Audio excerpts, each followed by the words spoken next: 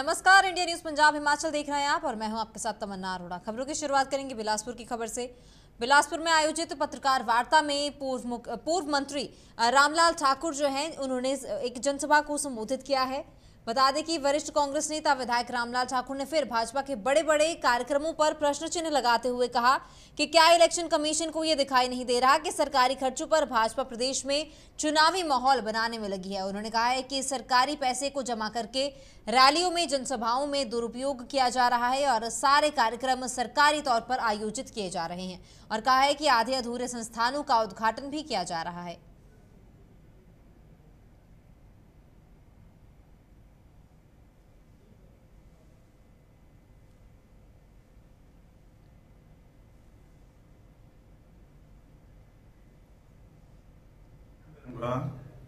जो भारतीय जनता पार्टी का जो शीर्ष नेतृत्व है, भले ही जगत प्रकाश नड्डा जी हैं, भारतवर्ष के प्रधानमंत्री हैं, गडकरी साहब हैं या होम मिनिस्टर साहब हैं, ये जो अभी दौरा पड़ा हुआ ना इलेक्शन से पहले, ये शायद पहले किसी को देखने को नहीं मिला था।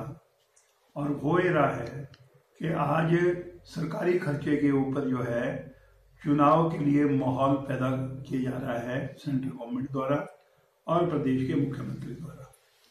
यहाँ पे जितना भी मैं ये कहना चाहूँगा कि मीटिंगें हो रही हैं, ये सारी की सारी सरकारी खर्चे पे हो रही हैं। चीफ इलेक्शन कमिश्नर साहब को या तो नजर नहीं आ रहा है या सुनाई नहीं दे रहा है।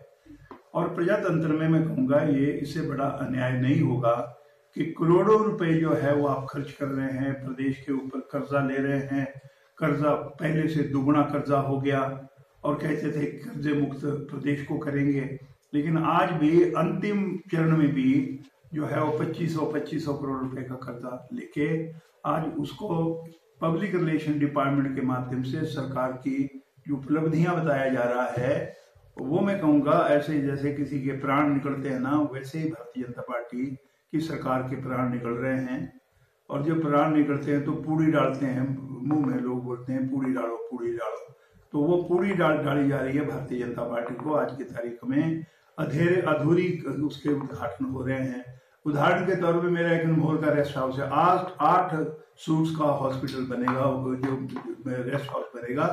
और उसका आज पता ही लगा है कि अनुराग ठाकुर जी जाके एक जो VIP सूट है, क्योंकि एडमिनिस्ट्रेशन ने कहा है कि 11 तारीख से पहले उसको पूरा करना है, तो अब एक सूट का उद्घाटन करके जो है वो पूरे रेस्ट हाउस का जो है वो आप समर्पण हो रहा है। ऐसे में कहना चाहता हूं कि हर कुछ हो रहा है, लेकिन सबसे बड़ी बात मैं आपसे कहना चाहूंगा, प्रजातंत्र में ये जो लेटर निकला है, अखिल भारतीय विद्यार्थी परिषद सदर पटेल यूनिवर्सिटी यूनिट द्वारा विश्वविद्यालय के विभिन्न मांगों को लेकर प्रदर्शन वहां किया गया, जिसमें कि कई लोगों ने भाग लिया है। बता दें कि मंडी में ये आंदोलन किया गया है, परिषद में ये आंदोलन किया गया है और सदस्यों ने अपनी मांगों को मनवाने के लिए विश्वविद्यालय प्रशासन और सरकार के खिलाफ जमकर नारेबाजी की है। उन्होंने बताया है कि कैंपस में कॉन्फ्रेंस हॉल बनाया गया है, लेकिन छात्रों की मांगों को अनदेखा किया जा रहा है। इसके लिए छात्र संगठन ने यूनिवर्सिटी परिसर में प्रदर्शन किया है।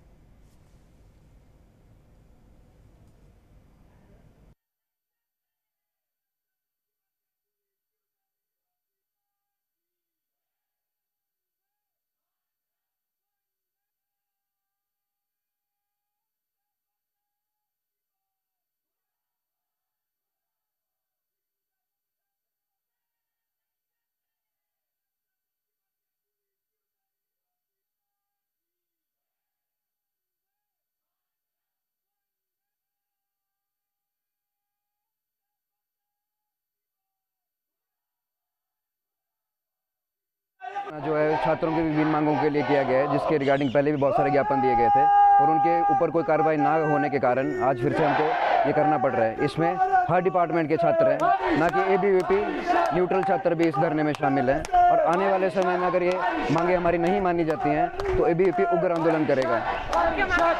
मुख्य मांगे हैं, हॉस्टल की मांग है, कैंटीन की मांग है, लाइब्रेरी की मांग है, ये कुछ मुख्य मांगे हैं, ऑडिटोरियम हो गया, ऐसी कुछ मुख्य मांगे हैं। शिमला जिला के झाकड़ी थाना में एक नामी होटल के संचालकों ने बीती रात बर्थडे मनाने जा रहे युवक को बहरामे से पीटा है।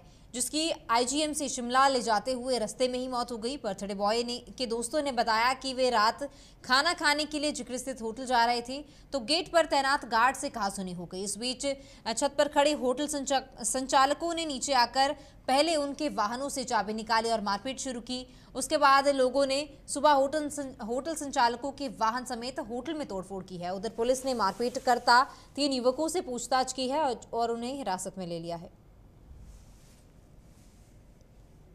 हम चार पाँच थे। आपका ये मानना है कि पुलिस थाने में आपको तुरंत जो है वो नहीं मिली सर। अगर हमारे को उसी टाइम साथ में आ जाते तो क्या पता वो बच जाता भाई।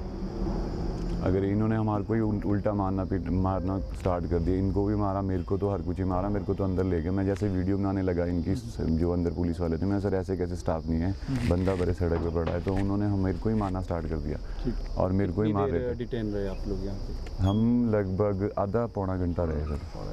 तो इस बीच वो भाई सड़क में था, वहाँ लड़के होटल के बिल्कुल होटल के साथ थोड़ा आगे, उन्होंने होटल से मारते मारते आगे को ले गए, जहाँ मोड़ सा है उससे थोड़ा पीछे ऐसे।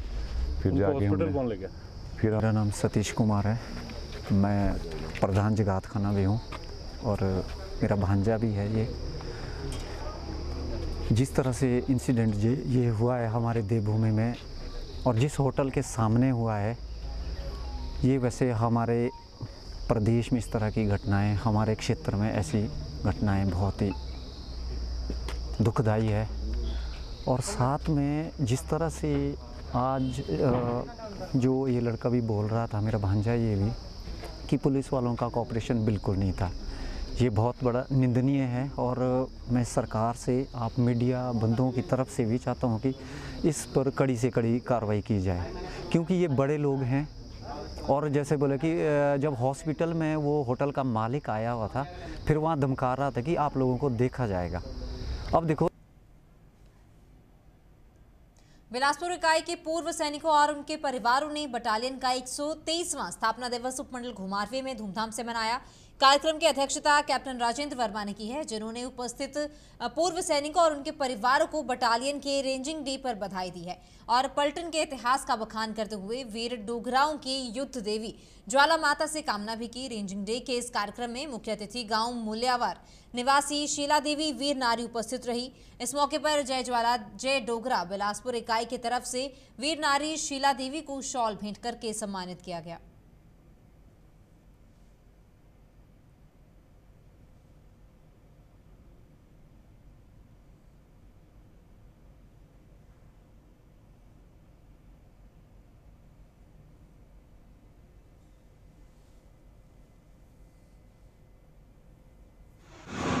मैं कैप्टन राजेंद्र सिंह वर्मा, तहसील घुमारवीं, जो आज हमारा 123 रेजिंग डे जिसको हम सेलिब्रेट करने जा रहे हैं, वो M4U होटल में जो है हमने इसका जो है वो आयोजन किया, जिसके बीच में जो है वो सिपाही सुखराम की विडो, जिनको के वीर चक्र जो है सम्मानित किया गया था 1965 में, उन्होंने भी इसमें हिस्सा लिया।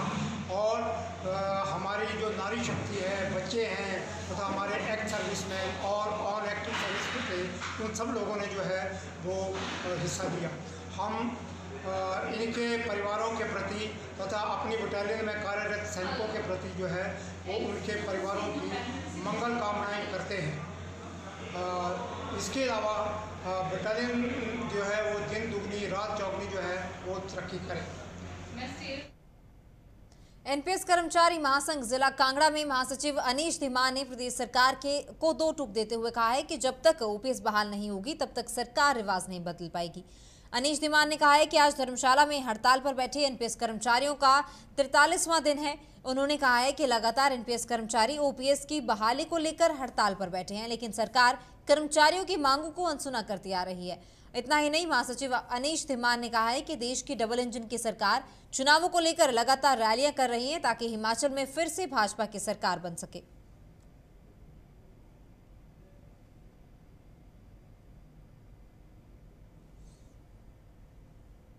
मैं आज इस प्रेस कॉन्फ्रेंस में सभी मीडिया बंधुओं का एनपीएससीए की तरफ से स्वागत करता हूं, क्योंकि सभी मीडिया बंधुओं ने एनपीएससीए की इस मुहिम जो कि हमने ओपीएस के लिए चलाई हुई है, बढ़ चढ़ कर इसको पेश किया है और उजागर किया है। जैसा कि आपने पूछा है कि क्रमिक अनशन का, आपको मालूम ही है कि 1 सितंबर से ये क्रमिक अनशन जो है जिला कांगड़ा में शुरू किया गया था और आज इसका 43वां दिन है। और इसमें खंड धर्मशाला के हमारे 3 साथी जो हैं क्रमिक अनशन पर आज बैठे हैं, उसमें श्री मंजीत कुमार जी खंड प्रधान धर्मशाला, मैं स्वयं अनीश कुमार तथा सुरेश कुमार जी आज अनशन पर बैठे हुए। हिमाचल प्रदेश के मुख्यमंत्री जयराम ठाकुर ने प्रधानमंत्री नरेंद्र मोदी के पुणे दौरे से एक दिन पहले रैली वाले स्थान का जायजा लिया और अधिकारियों को उचित प्रबंध के दिशा निर्देश दिए। इस दौरान उन्होंने मीडिया से भी बातचीत करते हुए प्रधानमंत्री की बार बार हिमाचल आने पर विपक्ष द्वारा बीजेपी की कमजोर स्थिति को कारण बताने पर पलटवार किया। मुख्यमंत्री ने भारतीय जनता पार्टी के कार्यकाल में प्रधानमंत्री के 9 बार हिमाचल आने का जिक्र करते हुए कुल्लू दशहरे में किसी भी प्रधानमंत्री द्वारा आने का ये पहला अवसर बताया है। साथ ही मुख्यमंत्री ने कांग्रेस के कार्यकाल में भी किसी भी प्रधानमंत्री द्वारा एक आध बार ही हिमाचल आने की बात कही है। और उसके साथ साथ में मुझे इस बात की भी खुशी है कि हिमाचल का कनेक्टिविटी का एक इशू है, चाहे वो रोड कनेक्टिविटी है, चाहे बाई एयर कनेक्टिविटी है, चाहे बाई रेलवे कनेक्टिविटी है, उसमें और सुधार की दृष्टि से एक कदम हिमाचल और आगे बढ़ रहा है। वंदे भारत ट्रेन की शुरुआत करने जा रहे हैं प्रधानमंत्री जी कल ऊना से, और यहाँ से फ्लैग ऑफ करेंगे, और ये हिमाचल के लिए एक और बड़ी सौगात है, और ख़ास तौर से ऊना जिले के लिए तो बहुत बड़ी है। लेकिन इसके साथ साथ में ट्रिपल आईटी उसका भी भवन बन करके तैयार है। लगभग जो जानकारी मिली 128 करोड़ के करीब लगभग जो भवन जिस पर खर्च किया गया है वो तैयार है, उसका भी कल उद्घाटन है। और सबसे बड़ी बात जो मुझे आपके बीच में कहनी है कि bulk truck pharma park Himachal जैसे छोटे प्रदेश को मिलना, और हिमाचल प्रदेश में भी ऊना जिले में मिलना, ऊना जिले में भी हरोली विधानसभा क्षेत्र में मिलना, ये हमारे लिए बहुत बड़ा प्रसन्नता का विषय है। और पूर्व में जो यहाँ उद्योग मंत्री यहाँ से रहे हैं, वो बातें तो बहुत कहते थे, लेकिन एक इंडस्ट्री नहीं ले पाए हिमाचल प्रदेश के लिए। हमने बल्क ड्रग फार्मा पार्क, जिसमें 1000 करोड़ रुपए केंद्र की ओर से हमको सहयोग होगा, 20,000 से ज़्यादा नौजवानों के लिए रोज़गार की व्यवस्था इसमें होगी, और 10,000 के लगभग इनडायरेक्ट रोज़गार के प्रावधान इस पर निकल आएंगे। और जब बनकर के पूरा तैयार बल्क ट्रक फार्मा पार्क बने हो जाएगा, तो उसमें लगभग जो टोटल इन्वेस्टमेंट आने की संभावना है वो तो 50,000 करोड़ रुपए के करीब आने वाली है। तो इतना बड़ा एक प्रोजेक्ट हिमाचल प्रदेश को मिला, ये स्वागत योग्य है। उसके बावजूद भी कांग्रेस के लोग क्यों कह रहे हैं और क्या सोच के कह रहे हैं, ये बात मैं इस पर कोई टिप्पणी नहीं करना चाहता हूँ। प्रधानमंत्री नरेंद्र मोदी हिमाचल दौरे पर हैं। पीएम ने हिमाचल के ऊना से वंदे भारत एक्सप्रेस को हरी झंडी दिखाकर रवाना किया है। अब चंडीगढ़ से दिल्ली तक महज 2 घंटे 50 मिनट का समय लगेगा, क्योंकि रेल मंत्रालय ने वंदे भारत की सौगात हरियाणा, पंजाब और हिमाचल प्रदेश के लोगों को दी है, जिससे कि अब आमजन को काफी फायदा मिलेगा। पीएम का पिछले 17 दिनों में यह तीसरा दौरा है। इसके बाद ऊना में पीएम ने बल्क ड्रग फार्मा पार्क का शिलान्यास और आईआईटी परिसर का भी शुभारंभ किया था। इसके बाद पीएम ऊना में जनसभा को संबोधित करेंगे, और इसके साथ ही जो है विपक्ष को भी उन्होंने निशाने पर लिया। जनसभा को संबोधित करते हुए बिना नाम लिए कांग्रेस पर वो जमकर बरसे हैं, जिसके बाद वे चंबा के लिए रवाना हो गए। चंबा में भी पीएम जनसभा को संबोधित करने के साथ साथ कई प्रोजेक्ट के उद्घाटन करने वाले हैं।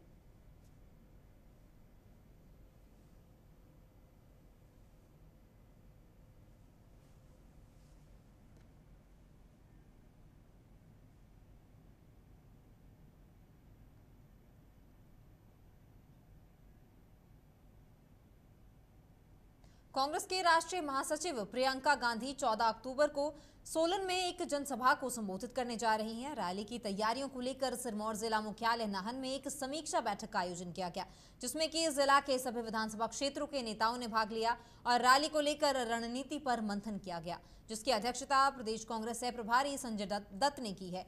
इसी के साथ समीक्षा बैठक के बाद एक प्रेस कॉन्फ्रेंस का भी आयोजन किया गया, जिसमें कि सह प्रभारी संजय दत्त ने भाजपा पर तंज कसते हुए कहा है कि प्रदेश की जनता के मुद्दे प्रियंका गांधी की रैली में उठाए जाएंगे। साथ ही प्रदेश में सरकार की नाकामी को लेकर भी लोगों को जागरूक किया जाएगा।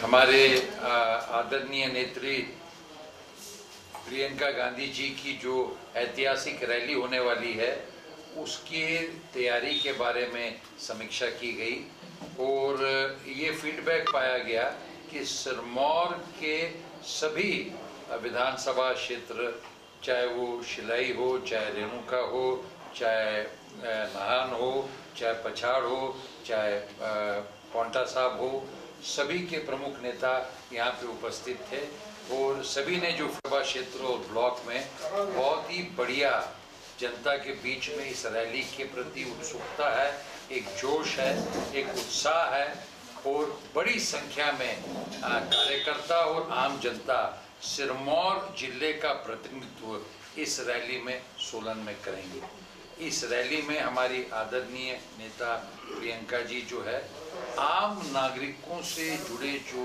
विषय हैं, जो प्रश्न हैं, जिनके ऊपर अभी बीजेपी चर्चा तक करने तैयार नहीं, जिससे वो दूर भाग रही है, उन सभी मुद्दों पे, चाहे महंगाई का मुद्दा हो, चाहे बेरोजगारी का मुद्दा हो, चाहे भ्रष्टाचार का मुद्दा हो, ये सभी मुद्दों के ऊपर जो है चर्चा होगी और आने वाले समय में हमारी सरकार के माध्यम से हिमाचल के विकास और प्रगति के लिए हमारी जो संकल्पनाएं हैं और हमारा जो कमिटमेंट है, वो कमिटमेंट भी जनता के सामने इस सभा में रखा जाएगा।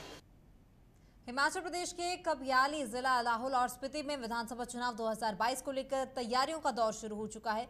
इसके तहत गुरुवार को सहायक निर्वाचन अधिकारी गुरजीत सिंह चीमा की अध्यक्षता में एक बैठक संपन्न हुई। इस बैठक में आदर्श चुनाव आचार संहिता के बारे में विस्तृत जानकारी दी गई। जानकारी देते हुए सहायक निर्वाचन अधिकारी काजा गुरजीत सिंह चीमा ने कहा है कि सरकार की योजनाओं से जुड़े होर्डिंग को 24 घंटे के भीतर हटा दिया जाएगा और उम्मीदवारों को रेस्ट हाउस की सुविधा भी दी जाएगी।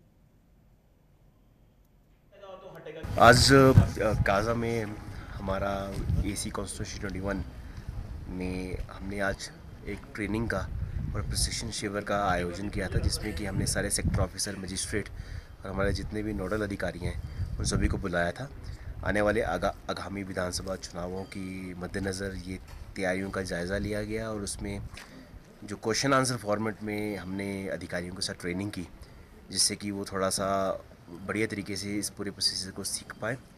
और मुझे उम्मीद है कि आने वाला जो इलेक्शन का टाइम है हमारा और इलेक्शन का जो प्रोसीजर है, खास करके जो MCC model code of conduct की वायलेशंस के ऊपर जो विस्तार डिस्कशन हुई, तो हमारी तैयारियाँ उसके उपरांत पूरी हैं और आज की ट्रेनिंग का यही विषय था। ये ट्रेनिंग ठीक तरीके से संपन्न।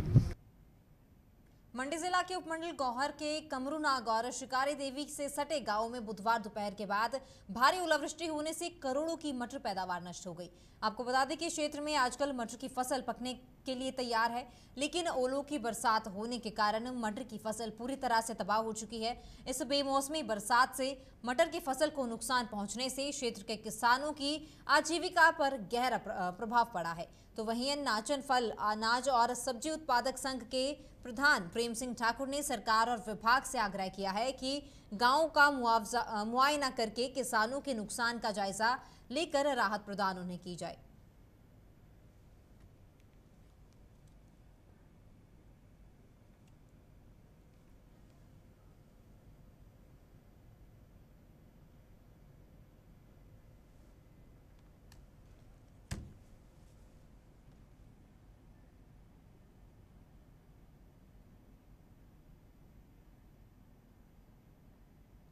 नेता प्रतिपक्ष मुकेश अग्निहोत्री सोलन में 14 तारीख को होने वाली प्रियंका गांधी की रैली को लेकर नालागढ़ के रेस्ट हाउस में पत्रकारों से बातचीत कर रहे थे, जिस दौरान उन्होंने कहा कि प्रदेश सरकार प्रधानमंत्री की चुनावी जनसभाओं पर करोड़ों रुपए खर्च कर रही है। अफसरशाही चुनावी सभाओं में भीड़ इकट्ठी कर सरकारी तंत्र का प्रयोग किया जा रहा है। मनरेगा के वर्करों को जॉब कार्ड को रद्द करने का डर दिखाकर बसों को भरकर रैलियों में लेकर जा रहे हैं। उन्होंने जनसंपर्क विभाग के निदेशक और एमडी ट्रांसपोर्ट को तत्काल प्रभाव से निलंबित करने की मांग की है। अग्निहोत्री ने कहा है कि हार से बचने के लिए देश के भाजपा नेता रैलियां करके लोगों को गुमराह करने की कोशिश कर रहे हैं।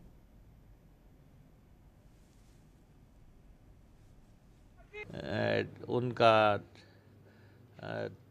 सोलन का दौरा है और 14 तारीख को 11 बजे वो हिमाचल प्रदेश में कांग्रेस पार्टी के इलेक्शन कैंपेन को लॉन्च कर रही हैं और उस दिन एक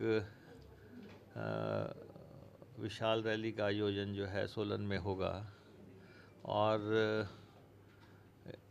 ये रैली प्रदेश में भाजपा की सरकार को नेस्तनाबूद करने के लिए, उनके सल्तनत का अंत करने के लिए की शुरुआत साबित होगी और इसके बाद लगातार कांग्रेस पार्टी का कैंपेन जो है रफ्तार पकड़ेगा और सोलन ज़िला से प्रियंका जी कैंपेन लॉन्च कर रही हैं और नालागढ़ भी उसका क्षेत्र है, तो हमारा आग्रह रहेगा इलाके की जनता से।